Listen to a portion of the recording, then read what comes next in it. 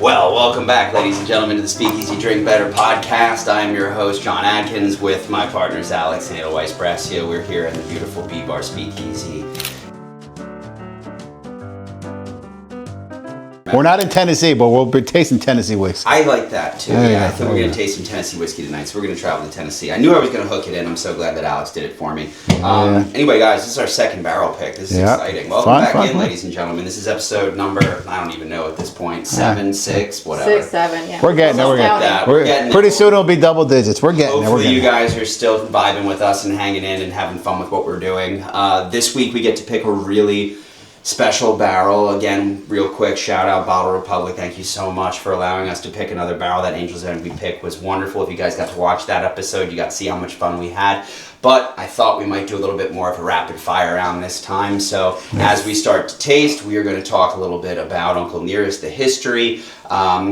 Also talking about Fawn Weaver and what she's been doing now to kind of carry that legacy forward, you know, very selflessly into this new generation. And I think it's important that we talk about that, but it's also very important that we get to go through each of these. So we've got 5 bottles from 5 single barrels, and we're gonna let her rip. Get to it. But while you keep pouring, also make sure let's talk about a little bit about Tennessee whiskey. I love it. The difference between Tennessee whiskey and bourbon.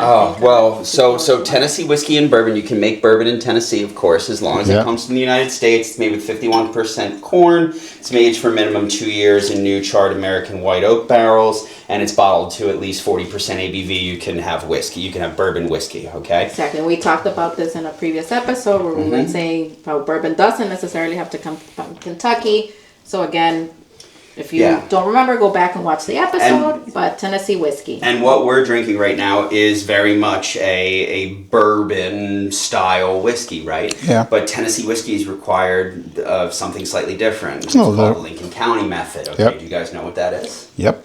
Okay, so what is it? Help me out. Come on, little black stuff that's in a little filtering process. So charcoal, right? Charcoal, you know when it happens, right? Because all whiskey has to be aged, right? But when does it happen? Does it happen before or after aging? You remember? It happens, I think, before aging. It does happen before aging, yep. So Actually, not to say, of course, we've been to Jack Daniels, and everybody knows the most known Tennessee whiskey is going to be Jack Daniels. That's the godfather of them all. And the process is pretty interesting. Of course, you see some massive charcoal filtering happening. And it is the second most sold whiskey in the world after Johnny Walker. But something really awesome about Jack Daniels, you know who taught Jack Daniel how to distill? Dearest Green. This guy. So Uncle Dearest actually taught Jack Daniel how to distill, how to make that Tennessee whiskey. And he came up with the Lincoln County process of charcoal filtering of the white dog, right? That initial white spirit that comes off the stills, right? This is very good. Yeah, I like this it was a little. I wasn't sure. Nice finish. It's grown on me immediately. Yeah, I think so. Yeah, after the first sip, I was like, oh, listen, let's there's a lot to get through. We're gonna continue. I'm not gonna. Let's go. So what do we like about this, right? So I get a lot of cherry spice in this. I mean, listen, it's only 10% rye, but for me, it's like kind of that red fruit that really wakes up in front. Yeah, and it's got the good spice. I got the cherry. You know what? Got a little that plummy type hit in the back. Dude, 60.3 on the ABV. That is, it's up there. Powerful, but actually very approachable. So we like this a lot. Guys, hey, listen, when you're tasting whiskey, please have a dump bucket. Don't be an idiot, okay? We're not going to drink drink it all. 5 fingers of whiskey. Yeah, water too. We're doing that. It all depends how fat your fingers are too. You know, what do we always say? Drink better responsibly, everyone. Yeah. So, all right, so I'm going to put that one up front. I like that He's in the running. So even we put some other bottles up here. We had some other Tennessee whiskeys. There's so much out there, guys. We've been through different areas. Oh, John, hey, fumble. We've been through so many. We're all good. We're no broken bottles. If not, it's gonna be a pick of 4. You know, not 5 today. Oh my God. But yeah, but there's so many different small distilleries. I mean, we've got some stuff talk to me about our little Tennessee collection. Talk to me about your last trip to Tennessee. I think not the last trip. Even one trip. I think we landed in Nashville. We drove all the way out to Memphis for something. And our rest stops were at all these distilleries. I mean, we picked up this bottle. This is off the beaten path. Listen, I have no idea how to find this place again, but man, it was something that I went. Of course, I was going to pick up a bottle. So listen, it's something that I've never seen. I will never see again. You know, Uncle Dearest is actually between 2019 and 2023. You know, they're the most awarded whiskey in the entire in the entirety of America. Mm-hmm. Like every single American whiskey, they were actually the most awarded. Now I think that is very easy to say, oh, we're the most awarded whiskey. Like how many places did you like send your application out to talk to? But like, no, this is actually a really special story, right? I mean, you guys, you know, I mentioned that Uncle Nearest had taught Jack Daniel how to distill.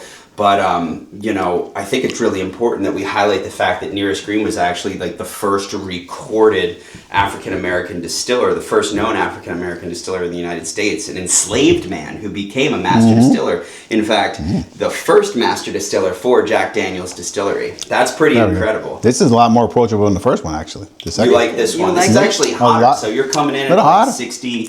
Yeah, but it was a little more approachable. To me, 62.5. First sip was a little more approachable for me.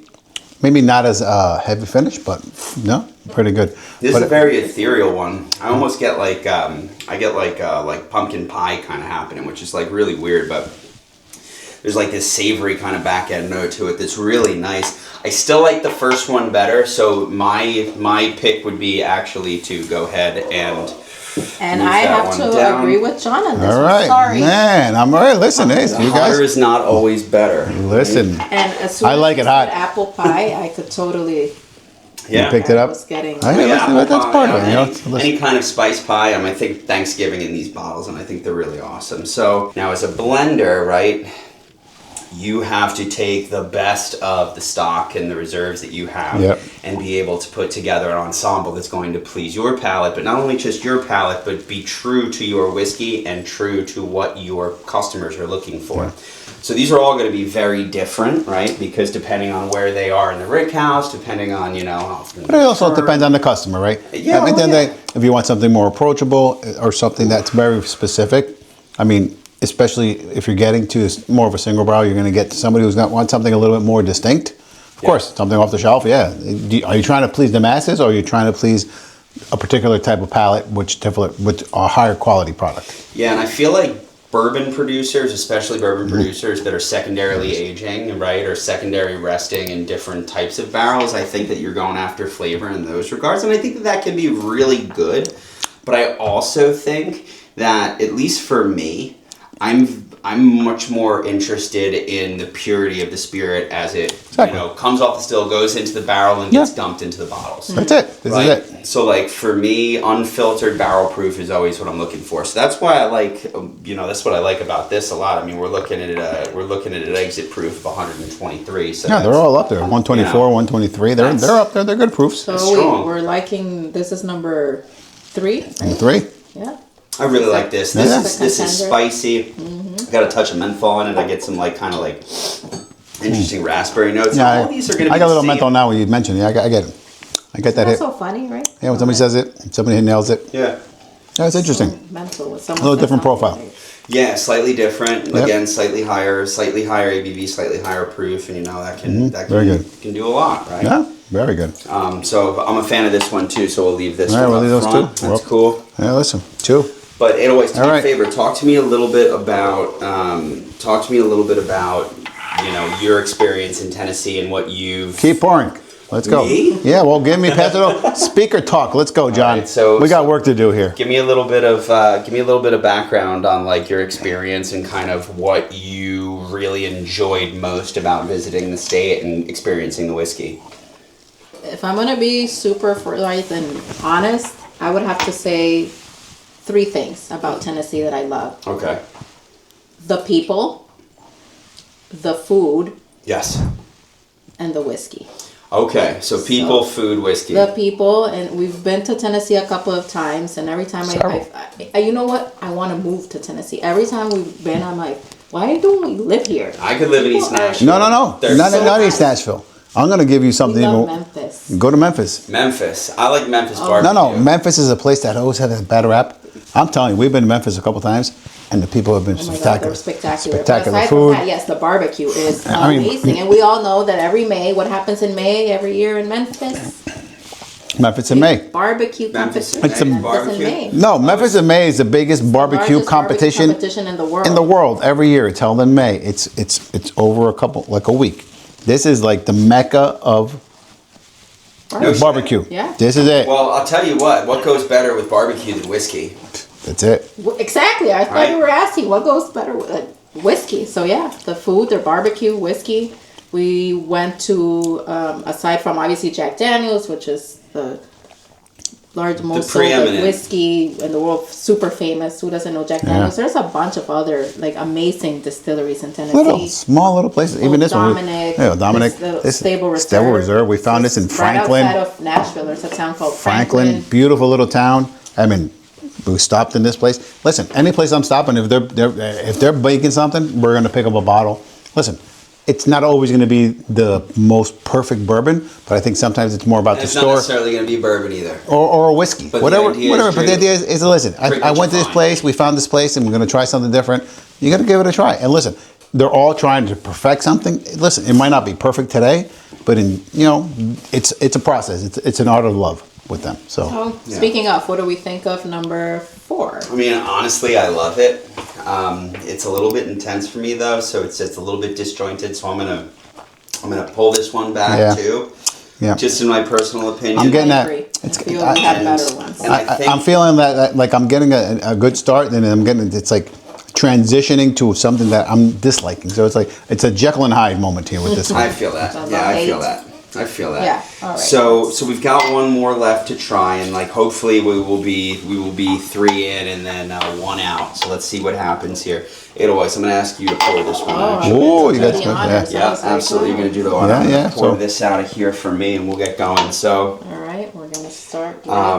I think it's really important to mention that that Nearest Green is largely omitted from the Jack Daniel's history, and I think it's important that bringing these faces, especially people of color and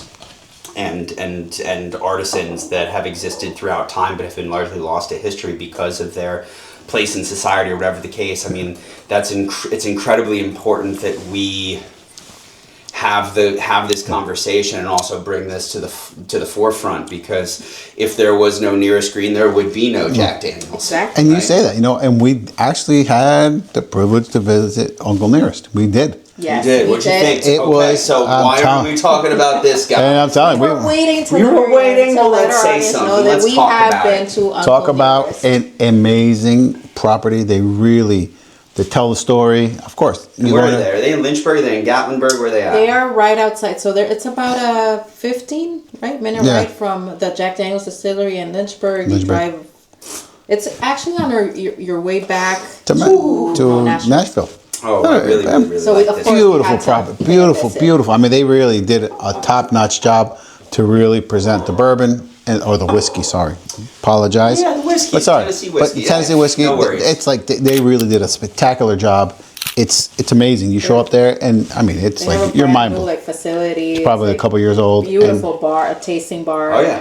And it's I have to say, I thought that Jack Daniel's knew how to sell merch. Uncle Nearest is giving them a run for their money. It's like such a huge merch interesting. store. Was quite impressive. Light start, a little bit. I like heavy. this one. I think this one is persistent, but I also think it's balanced in a more intense kind of way. Yeah. So Now- it started off real light, then I got an intense hit on the back end. Well, we've got 3 winners. I think it's only Narrowed it appropriate, down. though, that we invite somebody in. One of my favorite people when it comes to talking about whiskey or knowing about whiskey is my buddy Chris McManus. So I think I'm going to call him in right now. Here, come here, Chris. Whoa, special guts tonight. Yeah, I mean, Hey. he did bring a bottle for us to check out. So Yeah. I'm hand that to him Yeah, real well, quick. we'll What are put we the. drinking? No, So we're listen. drinking some Uncle Nearest. So we have 3 barrel picks, but you brought a cool bottle. Can Yeah. you talk a little bit about this one real quick while I pour up, and we're gonna run through them again? Yeah, so to give you guys just a quick idea of this one is 121 proof. It was chosen by a local club in New Jersey, New Jersey Bourbon Barrel Club. They did this pick about 2.5 years ago. Wow. So to give you an idea about what we're drinking compared to this is going to be a higher proof, and they may have done some things creatively different, either with their blending technique than this. So you're probably going to get a different profile than what we're expecting here. So I'm excited to see what happens. All right. Listen, at the end of this, we're going to compare. But guys, you know what? At the end of the day, it's all about enjoying the spirit, meeting folks. That's this Yeah, one. listen, Chris is a great guy. Got great background, great knowledge. To me, it's like I love sitting around these guys because they give me the education, they give me all the background. Listen, you never know everything, and sometimes it's good to kind of, hey, listen, man, these guys know. The more you know, the less you know. Exactly, and that's the problem I get into, and we get in these conversations, and I love it because we try some great spirits, we talk about it, it's conversation. And then it gets very deep. You know, it's like. And you guys can all do this at home too. Like, you don't just have to listen to us jawing about this shit. Like, you can go and do this yourselves too. And we encourage you to do it, but we also encourage you to hang out here with us. Yep. Yeah. Now, So unless you get your own barrel pick, different stories. So I don't know if you guys are getting this, but the char on this is absolutely delicious and absolutely sweet and approachable. Yep. I'm really enjoying this one. I believe you guys had picked this one early on, right? This is our 3. Now, listen, we started off with 6. We're down to 3. We're down to this 3. was the front runner for me. Okay, that's really approachable. So this is barrel number 1616, which is great. It's double 8s. This is dope. What's kind of interesting now that it's been in there for a little while, it's warm and it's hugging you down the throat, but it's not burning. It's not ethanol. It's got that nice little warm blanket hug on you. I couldn't agree more. That's really nice. This is still. I like the blanket hug. I like that term. Well, blanket hug. Do you think that, in your experience with whiskey, do you feel that this charcoal mellowing has something to do with that kind of like mellow feel of the whiskey? Do you think it gives it its own kind of flavor profile? Like, what are you getting from this? So, it's interesting. Every time you do a char, the one thing that typically happens that everybody says, oh man, the heavier the char, the more robust you're going to taste the charcoal and the more of that smokiness that you're going to get. But I believe this is a higher char, if I'm not mistaken. And I wouldn't be mistaken if this is tasting like a char too, but I believe this is what, a 4 or a 3? I imagine, Probably. Most of them are 3 or 4s, right? Yeah, this lot of does guys. not taste like that. The blending process that they did with this, it's definitely mellowing everything out. And if this is 120 plus, Oh, yeah, you've got those What is stone it? fruits in there. 122? Yeah, it's up there. phenomenal. It's That's great. It's a awesome. great pick. Yep. That's a Nice. really nice one. Okay, All so right. barrel 1616's up in front. Okay, He's so he's a front runner. All right, so let's go with 2382. That's in our second spot. That's good. And Ladies sometimes first. and I agree with you. It's like the whole char conversation. Yeah. It's like, okay, well, how is it a char 2, 4, 5? Sometimes, yeah, I agree. The deeper char, but maybe not be, but I think it has a lot. Well- There's more to it, right? It's like, hey, listen, the char makes a difference and everything else behind it. I love it. But it's just like, it's like, In this case, the most awarded whiskey from 2019 to 2023. That's wild. That's 1,100 plus awards. That's insane. This first one's delicious, but here let's get some thoughts. listen, we went around. Chris, what do you think? So this one's interesting. I'm not going to pull any punches with you guys. For me, the first one's still the clear winner on this one. Yeah. But for this one, Agreed. you have this really interesting, almost like rye barley dance that's coming in on your that's tongue. crazy. And it's a stone fruit. It's this movement, but it's just this little spice dance going on your tongue. If you're looking for a Tennessee whiskey that's smooth, Yep. for me, Yeah. it's not cutting that cheese because now that it's been on the tongue and I've let my tongue oxidize a little bit, that warm hug isn't there anymore. Yeah. It's almost No. becoming like this sandpaper warmth. Yep. And because of that, I get if I'm gonna dilute it, I have to put a rock on it. For me, that's not my pick. Yeah, no, I agree. I agree 100%. See, look, you got a second. See, Chris, And you're every barrel is different, ladies and gentlemen. So this does not have anything to do with the quality of Uncle Nearest. No. Single barrels. It's just every single barrel is different, and every single small detail it matters a lot when it comes Yeah. to these things. So I think that it's okay. This barrel may end up getting blended into another batch. of course, and it's perfectly fine. It's gonna and blend. really fill out the what's problem is happening. once But hey, for us, it just ain't it. as a That's single okay. barrel, it's not. It's Agreed. not. It's All not. right, we got It's not one what you more, want. It's and not then what you I want for think- the single barrel. The single barrel, you want some distinct flavors. It's got to have the right balance. Yeah. Yes. If it doesn't have it, listen, it belongs in a blend. But there's nothing wrong with it, You know, guys. I've done yours, we're gonna go It's here. not that it's bad whiskey. No. It's not that it's bad. It is good whiskey, but it's not whiskey that should be served out of that barrel. And I feel like a lot of times when we This talk needs about time. whiskey, Yep. I think we talk about the sum of the parts being greater, like the whole being greater than each and every part. And I think that you know, as far as what I'm seeing here, I'm seeing where the character is coming from. I'm seeing the kind of quality spirits that Fawn has and to work with, and I think that that's really important, because if you don't have good juice, well, you know, you're not going to be able to blend a great bottle of whiskey that's going to stand the test of time, or, you know, dump a single barrel that's going to be worth its drink. Listen, I can't take it away. Color's beautiful. They all look crystal clear. They got that nice color. So. I really like this one. We were drinking an Armagnac aged bottle before, and it kind of reminds me a little bit. It's got this like kind of like date finish a little bit. It's like really kind of estery and funky, and I really like this. But just say it. Yeah, this ain't it. This ain't it. I think we found our winner. Yes. So even though number one's the winner, I think I'm going to disagree with you about the black tea note that you made.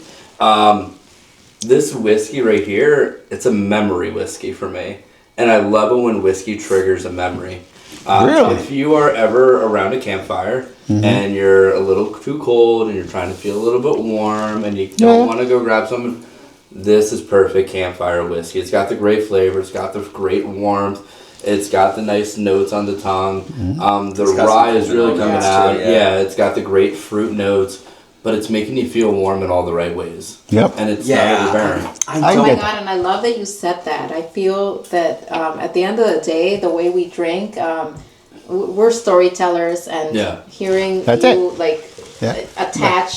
the flavor of this tasting to a moment, a memory is what it's all about. So. Yeah, you're hanging out on campfire. I mean, it's appropriate. You keep coming back to the bottle, keep coming back to the glass, keep coming back to the experience. But it's all about the experience. it brings you So back certain to the bottles, moment, certain flavors make more sense in certain settings. Like So if that's I'm going to get together and hang out with friends and my buddies aren't whiskey drinkers, I'm trying to give them something that's going to be delicious, and I'm not going to argue it, the first pick. But I'm going to hang out with my friends and I know it's going to be like 30 degrees, 40 degrees outside. I'm pulling that one instead of that one. Yeah. And I mean, you know, this is actually interesting. So the entry proof 124. Wow. 0.4. Okay. Exit proof 124.8. wow. So a higher exit proof than entry. That explains the hug. So hey, maybe we do a summer and a winter pick. Yeah, listen. That's not a bad one. Okay. So I mean, if we're gonna go with it, tie, yes, we would love to. That would be interesting. Hey, you know what? we would love to Listen, call it a tie. this is the summer pick. That's the winter pick. But I think that we actually might have found that here. So our pick, I think what we're going to go with across the board is going to be number one. Yeah. So that's barrel 1616, and that was entered at 11/24/18, very close to my birthday. That's pretty awesome. And you know, this sitting at 120.6 is really awesome. So 60.3, we were talking about ABV.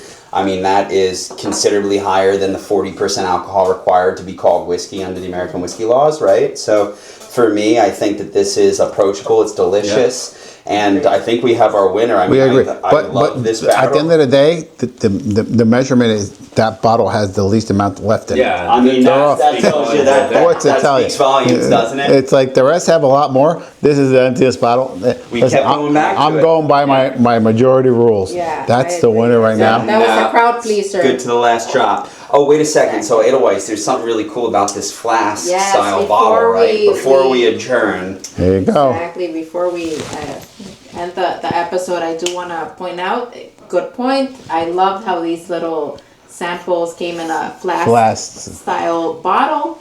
That's something proprietary of Tennessee, I would say. Yeah, Tennessee whiskey, that's you right. can tell if a whiskey is from Tennessee by the flask style bottle. It's only going to come flask. Yep. Only comes from Tennessee. So Old Smoky, everyone probably knows Old Smoky because it's a very Not for popular- whiskey. For moonshine. But hey, they make a whiskey. So do you you guys can find know it that- at your local grocery store. You know the Old trick behind Smoky. that, right? What? So the reason for that is it's easier to fit in your saddlebag when you were riding horses. Really? That's exactly it. And that is why. See? And that's what I do every day to work. I'm riding my horse nowadays. But I thought that was a cute little Yeah, it's piece of cute. information that we picked up on our trip to Tennessee. So now you know, if you're All right. ever in Tennessee, make sure to pick up a... All right, so listen. We got our pick. Guys, this is going to be our next pick coming out at our friends at It's gonna Bottle be Republic. awesome. Yeah. Thank you so much, Chris. Thanks for Appreciate having you, me. brother. Thank you so much for Thank bringing you, that guys. single barrel. And- I think it's really cool that you guys have stuck with us, and I really, really enjoy that we get to do this with you. And we hope you're enjoying this so far. This is our second barrel pick. We're going to let you know when it's ready for release. But We're hoping sometime in the June, July somewhere or something. around June, middle of June. But for my partners, Alex Edelweiss, and my good friend Chris. My name's John, and this is the Speakeasy Drink Better podcast. And as always, remember, yes, Let's go. Drink Drink better better responsibly. Responsibly. Thanks That's so much, it. guys. Have a good night, guys. Thank you.